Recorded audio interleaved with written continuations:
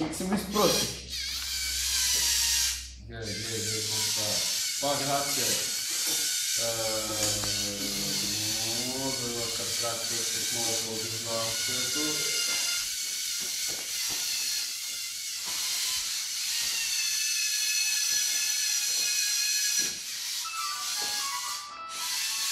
Поради нестабилното качване на предните гуми са необходимо довързването да се осъществява по-дълго време.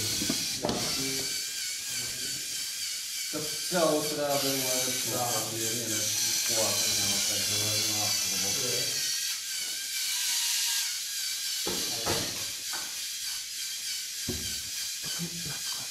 Имаш? Бутни нас, колите. Да върни. Нас, хера го бутни. Ей, не дади. Унеса. Чак попна.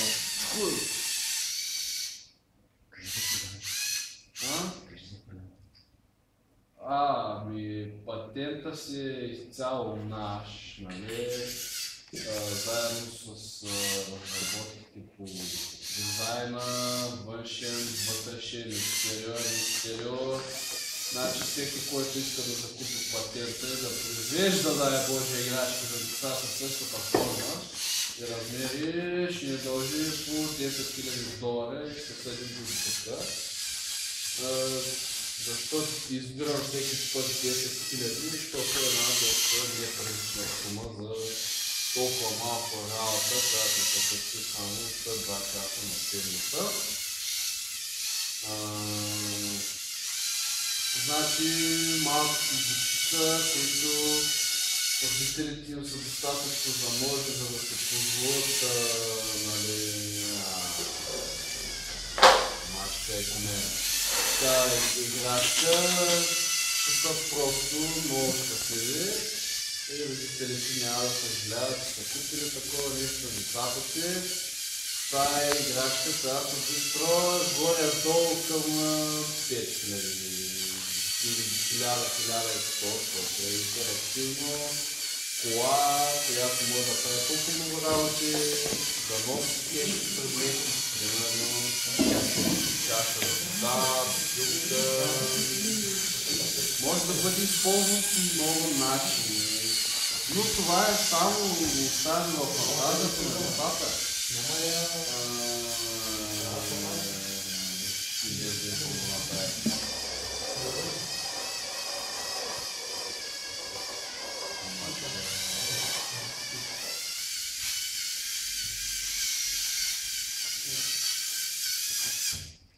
Кажем малко заради.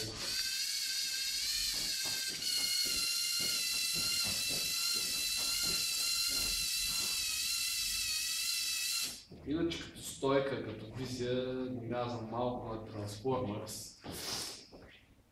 което допринася за ефектността и външния вид. Нали, не е доизпокорена, има още какво да се желае. Ето предните гуми, примерно, трябва да се сложи нещо по-различно от това, което е сега. Иначе доста стабилна кола издържа в натиск.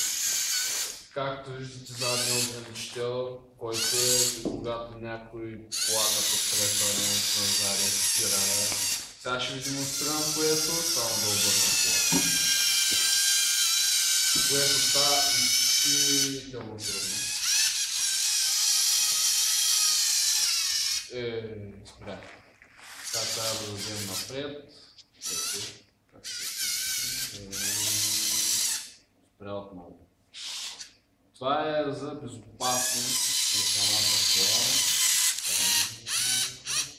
Ето да върваме малко бавно става върването, но това е, защото нашите инженери не става за нищо. И ето, колата спира, така да не става напред. А сега и пред турбинки, турбодвигателите,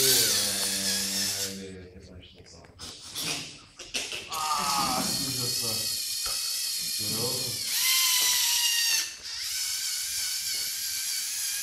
Надо снимая в тая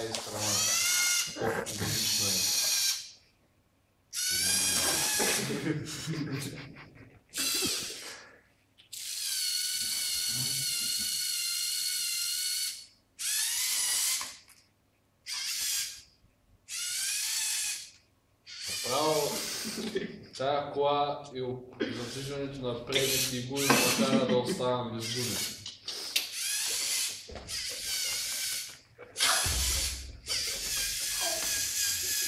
Добре, бе, това просто е. Кой те кара да бъркаш под на колена? Значи остана да я сложим само емблемка, но... Като е на БМВ. Да, BMW. Наша марка е.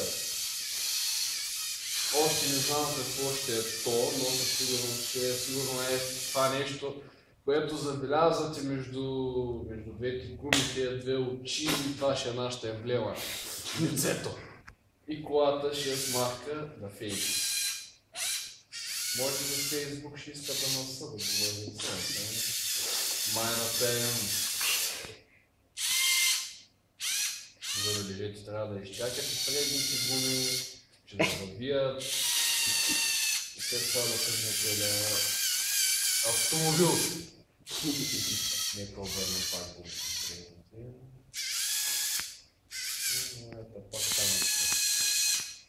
Трябва да накажем тези, които не работят.